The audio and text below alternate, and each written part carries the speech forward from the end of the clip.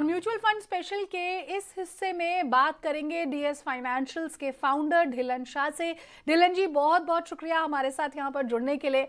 और सबसे पहले मैं आपसे यही समझना चाहूंगी कि जब आपने डीएस फाइनेंशियल्स की शुरुआत की थी तब से लेकर अब तक सर आपकी ये जर्नी कैसी रही और किस तरह के बदलाव आपने शुरुआत से लेकर अब तक में देखे?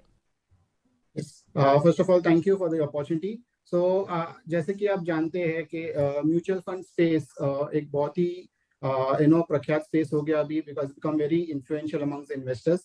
तो डेफिनेटली हमें क्या होता था कि ever since we have started, तो मैं पहले बैंक में काम करता था। मैं करीबन 10 साल बैंक में काम करने के बाद 2017 में मैंने डीएस फाइनेंशियल्स चालू किया है। Okay, and the journey from there has been super. Thanks to अभी आपके जो digitalizations होते रहे हैं, ऑनलाइन ट्रांजैक्शंस जैसे मोड्स अपने को मिलते रहते हैं, it definitely helps all the advisors to upscale their business. जी ढिलन जी, एक और चीज ये कि बहुत बदलाव हमने देखा है फाइनेंशियल लिटरेसी में। पहले जिस तरह से लोग समझ नहीं पाते थे कि कहाँ इन्वेस्ट करें, कैसे पैसा बढ़ेगा, कौन से सेफ ऑप्शंस है, वो दौर अब बदल गया है। आपका जो कस्टमर बेस है उसकी किस तरह की रिक्वायरमेंट्स हैं और किस तरह के सजेशंस आप उन्हें यहाँ पर देते हैं? तो डेफिनेटली जैसे कि आपने बोला कि अभी दौर बदल गया है। पहले से फाइनेंशियल लिटरेसी काफी बढ़ गई है। Precisely I would say mutual fund सही है, जो एड्स हो रहे हैं, इन सब चीजों से अवेयरनेस काफी बढ़ गया है इन्वेस्टर्स में। तो as when as advisors, it's our duty कि हम लोग ग्राउंड रियलिटी पे पहुंचते हैं।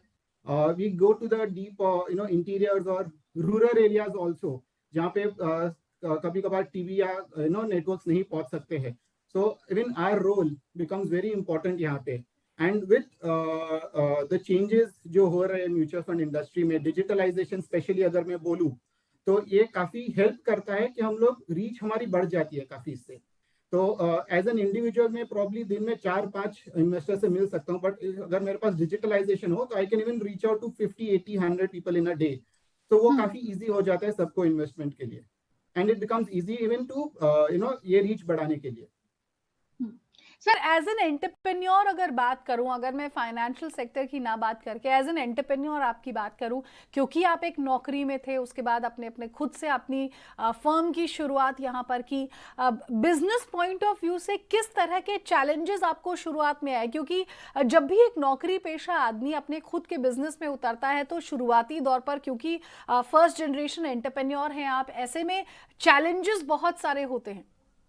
Definitely. So, क्या होता है, see, coming from a business family, otherwise also, though this is my first, generation इसमें, but understanding के क्या challenges होते हैं, thanks to my previous organization, जहाँ पे मैंने technology काफी use की हुई थी. So, before I started off यहाँ पे as DS Financials, मुझे कहीं तो पता था कि technology is something which will help me only to grow.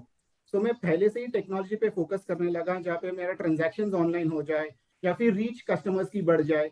So this were the only things which we were focusing from day one, and उसकी वजह से it has become really easy to go out and reach. हालांकि challenges अगर आप पूछे तो yes, initially being a single man army to reach out to customers and was always difficult होता था।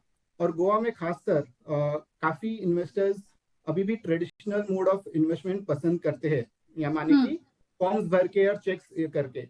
So as an single man army, I had to reach out to them, जाके forms extend करो, forms collect करो, sign मारो, checks भर के AMC में submit करो। Even in terms of SIP, जो बहुत ही कॉमन चीज रहती है इन्वेस्टमेंट में, कॉमन रिजेक्शन रहता है सिग्नेचर मिसमैचेस का। सो अगर आप अपन टेक्नोलॉजी यूज करते हैं तो we can eliminate all this hindrances and challenges which we face. हालांकि डिफिकल्टी मुझे डेफिनेटली थी कि इन्वेस्टर्स को ऑनलाइन मोड पे ऑनबोर्ड करने के लिए काफी इन्वेस्टर्स कन्वीनियंट नहीं रहते हैं ऑनलाइन जाने के लिए, कि बिकॉज काफी फ्रॉड्स होते रहते हैं। सो उनको विश्वास नहीं रहता कि ये सही जा रहा है नहीं जा रहा है, तो कन्विंसिंग में कभी कभार टाइम लग जाता है। But yes, thanks to pandemic also, और this thing it has become very easy to go ahead online, and with BSE star MF का platform which I am using it now from few years, it has become very easy to even to onboard customers. एकदम easy हो जाता है और सरल हो जाता है। Even when BSE name also comes, investors को भी पता है कि नहीं, ये जाना पहचाना नाम है, unless if I go with any third party नाम से कोई। बिल्कुल सर, मतलब कि ट्रस्ट फैक्टर जो है वो बीएससी के साथ जुड़ा हुआ है और इसलिए वो विश्वास कहीं ना कहीं पर बना रहता है।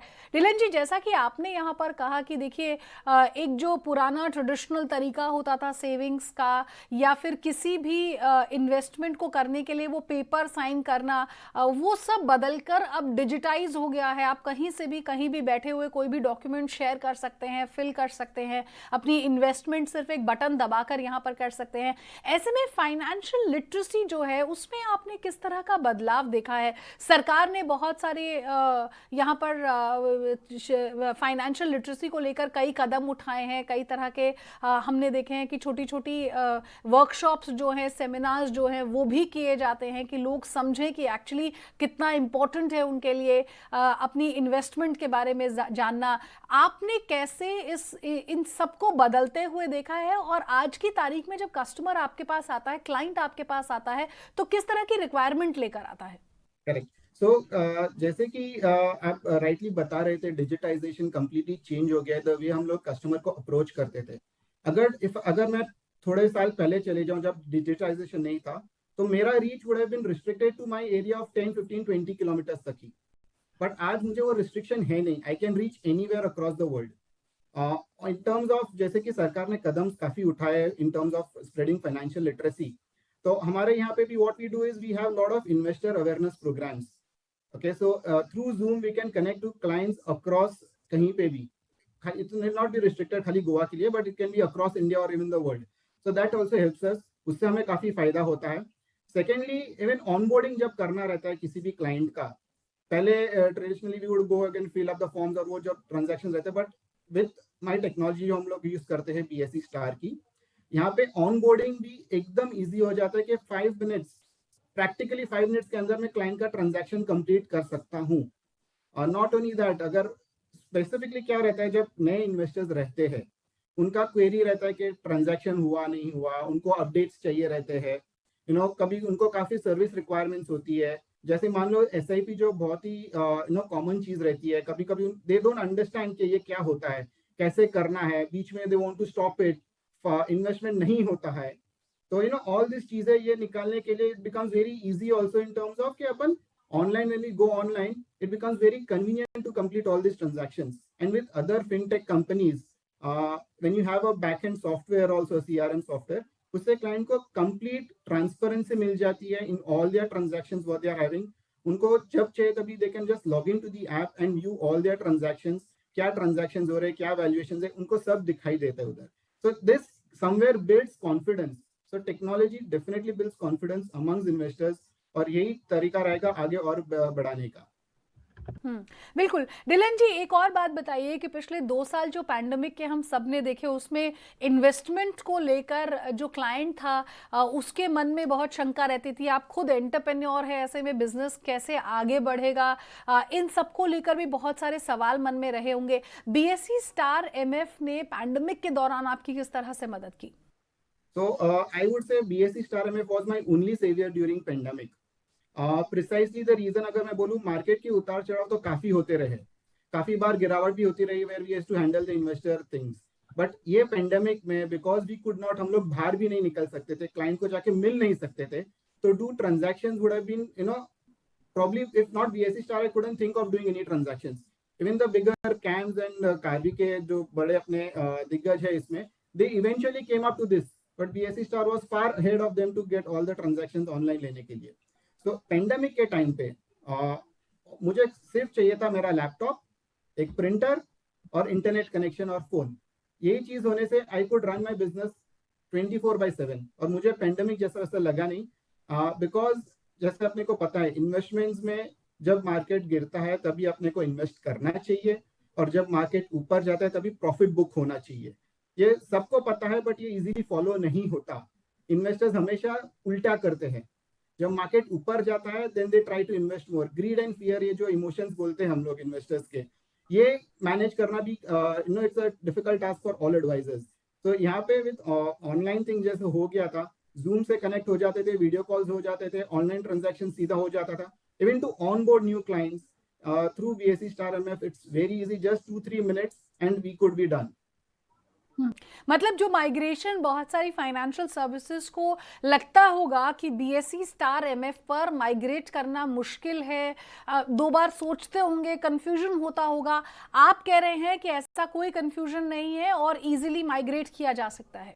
एकदम इजीली, उसमें कोई ऐसा हमेशा देखो, change is not easy, but change, बदलाव लाना जरूरी है।